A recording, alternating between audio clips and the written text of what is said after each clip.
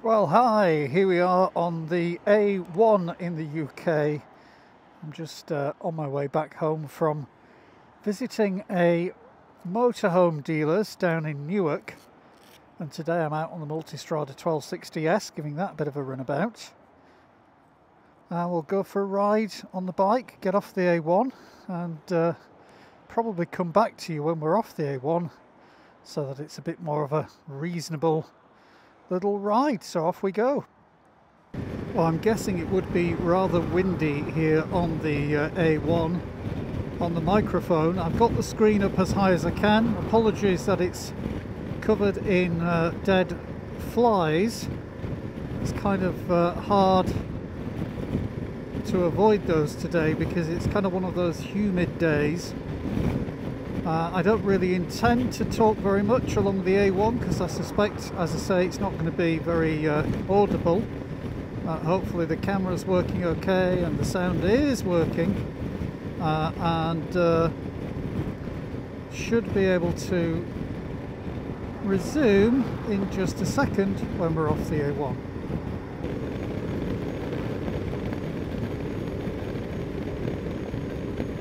So yes, we are out and about on the Multistrada 1260S. It is Sunday afternoon, almost evening now. What time is it? Well, it's 4 PM in the afternoon.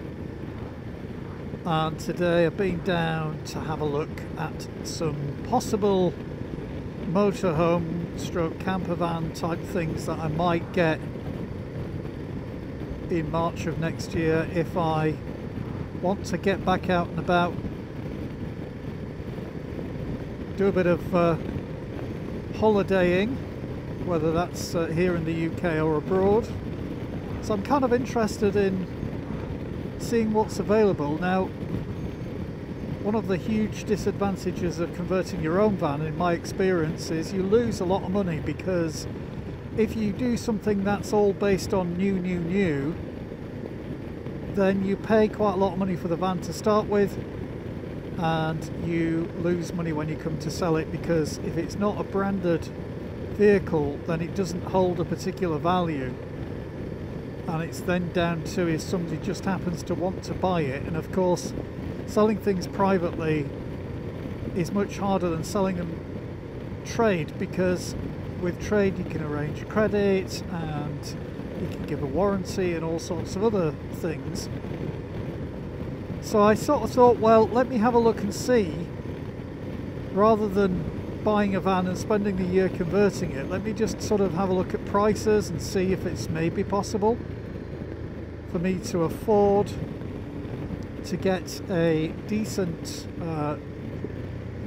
motorhome. So I'm looking at one or two different types of motorhome. One is the compact kind of coach built type motorhomes where they're semi-integrated. You've got like a GRP body put on the back of a chassis, but actually it's not quite as wide. And the only reason I'm going for that is because on my driveway at home there is a spot where it's not that wide, so I can only get a certain width of vehicle down. Now I know for sure that if I was to get a van conversion, that would definitely fit down, because well, as long as they haven't widened it at the back in some way, because I used to get my own van down there when I had the Iveco daily long wheelbase van.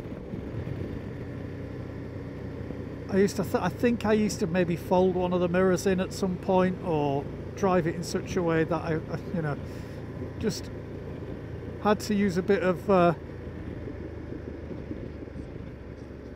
manoeuvring to get it in there. So I've been looking at van conversions, been looking at these compact build motorhomes as well. I was looking at the Swift Ascari 372 as one of the possibilities. I think they do another model as well that doesn't have the two seats in the front, and that gives you a little bit more, I think, space. Also looking at, I think is it the Swift Bessica, I think. There was one of those in there second hand that was in really nice condition. but I'm not looking to buy it until March of next year, so at this stage it's going to be just looking, maybe doing a bit of filming of them every now and then, just having a look around, see what's what, and come to next year and maybe buying one, so that I can go off and enjoy some time on a holiday. Now it could be that I do that abroad. It's all going to depend, of course, money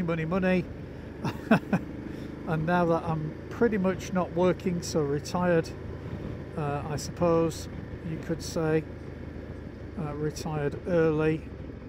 That may change at some point. I may have to go back and do a little bit of work. Certainly would if I wanted to move house, which was one of the things I had considered would be a nice thing to do, would be to move a little bit further down south. I'm basically up in Yorkshire, and I'm in West Yorkshire, where the weather is kind of okay-ish, but there's quite often rain up north when there isn't as much rain down south, or if there is no rain down south, sometimes it rains up north. So would be good to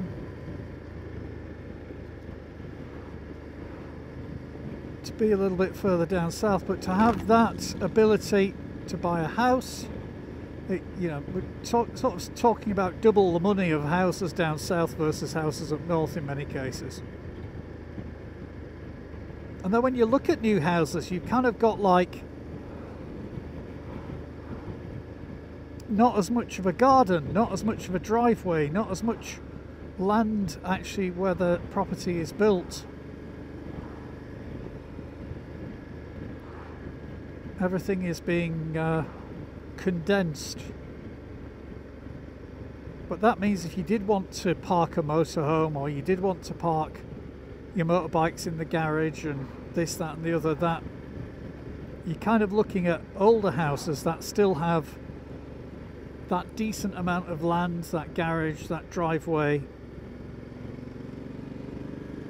for the same sort of money as a new house that has none of those things. So yes, might have to do a bit more work, might not have to do a bit more work, depends on a lot of different things. Trying to think about different ways of getting more content on YouTube. I've got a number of different channels kicking about now, and want to get more content on this motorbiking kind of channel, and then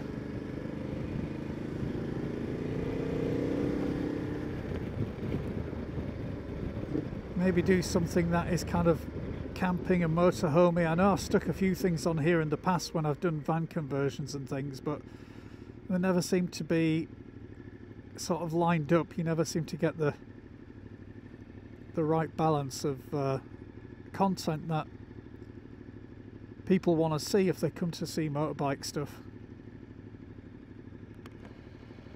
They don't tend to stick around for watching other type of content. So I'm sort of trying to make my way back home without using the M1, and it has kind of brought me on the GPS along a lot of these kind of A roads, the A57 at the minute, where you're kind of going from one roundabout to another, so it's not necessarily the most ideal kind of biking run, but it's just something to do, I suppose. The alternative was coming down, it was going down in the car, and I thought, well, I'll get the bike out a bit. I've had quite a few rainy days recently, so it's made a bit of a difference getting the bike out, and I thought, why not?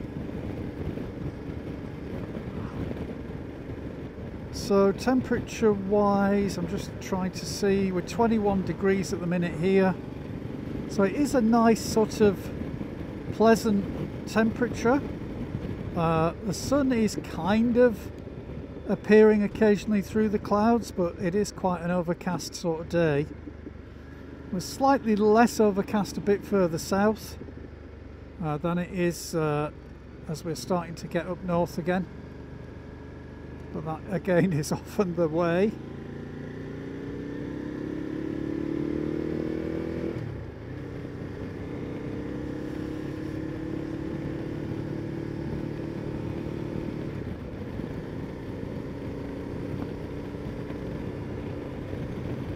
But in the past, when I had like a camper van, I've had a couple of them now, but I used to have like a trailer on the back, and I could put my motorbike onto the back of it, and that would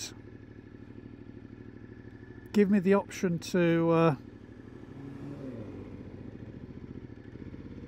go places and then go out on the bike, obviously, when I got there. But with all of these things, there are sort of disadvantages. I mean, the obvious one is the cost of buying a trailer, getting it kitted out to take a motorbike, and getting a tow bar put on the vehicle, you know, the motorhome camper van that you're using.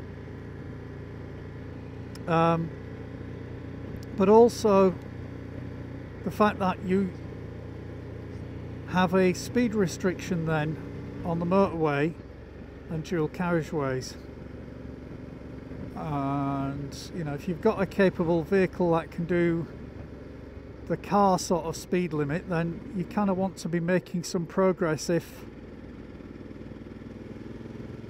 you've got some distance to cover. So it doesn't particularly help if you're restricted with the trailer on the back. So lots of things to think about, and all of them expensive as always. So I'm not going to rush into any one decision. So for now, I'll just leave the camera running. Thank you very much for watching, and at some point I will finish the video, and hopefully you'll come back again at some point soon. Maybe we'll be out on the KTM next time. In the meantime, look after yourselves, and we'll see you soon. Bye bye for now.